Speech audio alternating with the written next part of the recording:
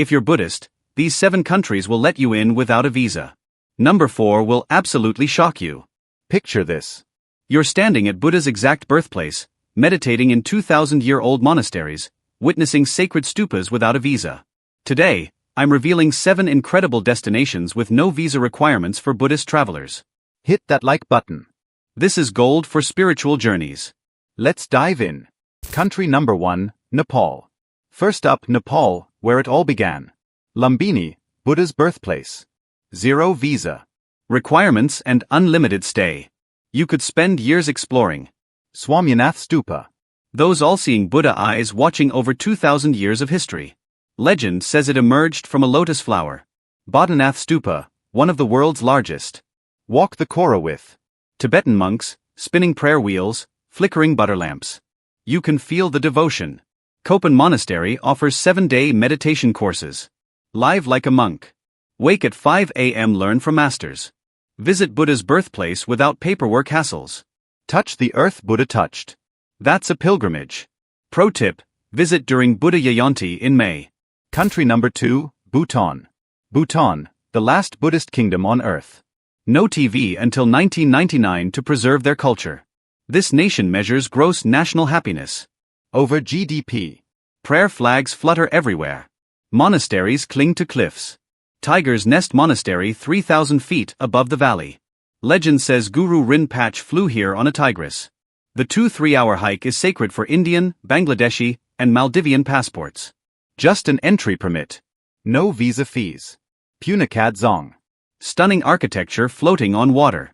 Hand-painted murals telling Buddha's past lives. Here's what gave me goosebumps. They don't kill animals, even insects. They hire Indian workers for road construction because Bhutanese refuse to harm any living being. Bhutan is carbon negative. Buddhism here is environmental. Country number 3, Thailand. Buddhist paradise with 40,000 temples. Visa-free for 60 days, 2 full months. Wat Po, 46-me reclining Buddha with mother-of-pearl feet. You'll feel like an ant before a mountain. Wat Arun Temple of Dawn sparkles with colored glass and porcelain. Climb the steep 70-degree steps for panoramic Bangkok views. The Golden Triangle. Once opium trade center, now meditation retreats. Talk about transformation. You can become a monk for a week. Temporary ordination. Shave your head, wear orange robes, collect alms and meditate for hours. Watch Swan Mook 10-day silent retreats. No talking, no phones. Just you and your mind. People come out transformed. Thai festivals. Loy Krathong. Floating lanterns. Sron purification. Visa Kabucha. Buddhist birth, enlightenment, death. Thailand blends ancient Buddhism with modern luxury. Meditate at temples. Relax on beaches. Eat $1 street food. Visit gold-covered temples. Country number 4, Sri Lanka. Electronic travel authorization approved in minutes. A $50 online form. But here's the emotional part. Sri Lanka holds Buddha's actual tooth, preserved 2,000 years in the Temple of the Tooth in Kandy. After Buddha's cremation, it was smuggled out, hidden in a princess's hair. Kingdoms fought wars over it. Whoever possessed it had divine right to rule. 3 times daily, they open the chamber. Thousands gather with flowers and prayers. The energy is intense. Sagira Rock Fortress. Climb 200 meters to ancient ruins. Halfway up, 1,500-year-old vibrant frescoes. At the top, a 5th-century palace with pools and gardens on a rock. Dumbula Cave Temples. 153 unique Buddhist statues. Walls covered in murals. Monks still meditate here. Adam's Peak, sacred footprint at the summit. Buddhists say Buddhas. Hindus say Shivas. Christians/Muslims say Adams. 4 religions, 1 mountain. Climb at night. Witness the magical triangular shadow at sunrise. Sri Lanka has 8 UNESCO World Heritage Sites, including the sacred Bodhi tree grown from the actual tree where Buddha achieved enlightenment. Buddhism here is alive. Families bring newborns for blessings. 2,000-year-old rituals continue daily, plus incredible food, warm people, pristine beaches, stunning tea plantations. This tiny island holds more Buddhist treasures than countries 10 times its size. Country number 5, Myanmar. Number 5 is controversial but magnificent. Myanmar. Now I know what you're thinking. Myanmar has complex politics. The situation is challenging. But hear me out. This country has over 500,000 Buddhist monks, the highest concentration on earth. In fact, 1 in 100 people in Myanmar is a monk. Can you imagine? E-visa in 3 days. Simple and straightforward. Just apply online. Be gone. Let me describe this because words honestly don't do it justice. Picture this. Over 2,000 ancient temples spread across a plain as far as the eye can see. Sunrise here is like stepping into a different dimension. Hot air balloons floating above pagodas. Morning mist rolling through valleys, the sun painting everything gold. It's like the universe pressed pause on time. Some temples you can climb. Imagine standing atop a 900-year-old structure, watching the sun rise over thousands of stupas. Other temples have Buddha statues covered in gold leaves so thick the original stone is barely visible anymore. Shwed Pagoda in Yangon. This isn't just covered in gold. It's covered in 60 tons of gold. The tip is crowned with 5,448 diamonds and 2,317 rubies. When the sun hits it, it blinds you. It literally glistens so bright you need sunglasses. Here's the tradition. Burmese Buddhists wash the Buddha statues every day. They bring water, flowers, incense. They prostrate themselves. And there are hundreds of Buddhist statues in this complex. The emotional reality. Myanmar's Buddhism isn't just tourism. It's woven into every aspect of daily life. Every morning at dawn, you'll see monks in saffron robes walking silently through streets with alms bowls. Families prepare special food the night before just to offer it to monks. This isn't a show.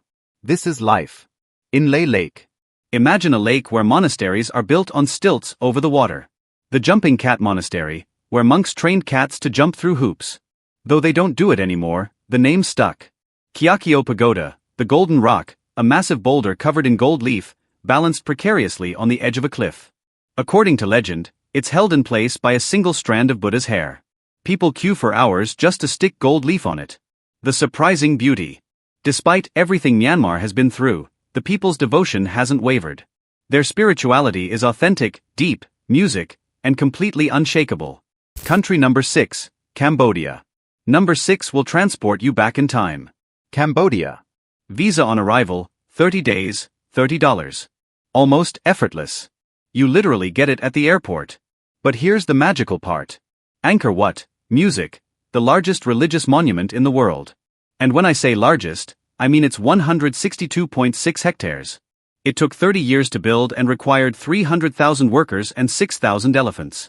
Let me describe what it's like to visit Angkor Wat at sunrise because this is a bucket list experience. You arrive at 5 a.m. It's dark. You walk through ancient stone gates. You find your spot by the reflection pool. And then slowly the sun begins to rise behind the temple's 5 towers. The sky turns purple, then pink, then orange. The temple's reflection in the water creates a perfect mirror image. And suddenly, you're watching one of the most iconic views on planet Earth come to life. But here's what most tourists don't know. Angkor Wat was originally Hindu, built for the god Vishnu. But then it became Buddhist, and instead of destroying the Hindu carvings, they added Buddhist elements. You can see both religions coexisting in the same walls. That's 900 years of religious harmony carved in stone. The bas-reliefs, the carved walls depict the churning of the ocean of milk from Hindu mythology. But music, walk deeper and you'll find Buddhist monks living in the temple, meditating in corners, keeping the site alive. Country number 7, Mongolia. And finally, number 7, the unexpected gem, Mongolia. 30 days visa-free. And trust me, this is the surprise of the list. You're probably thinking Mongolia, the land of Genghis. What does that have to do with Buddhism? Everything. And here's why it's extraordinary. Mongolia was once the center of Tibetan Buddhism before everything changed. This land had over 1,000 monasteries. Genghis Khan's grandson Kublai Khan converted to Buddhism and suddenly the Mongol Empire, the largest land empire in history, became Buddhist. Gondan Monastery in Ulaanbaatar. It has a 26 m tall golden statue of Meiji Janrasig.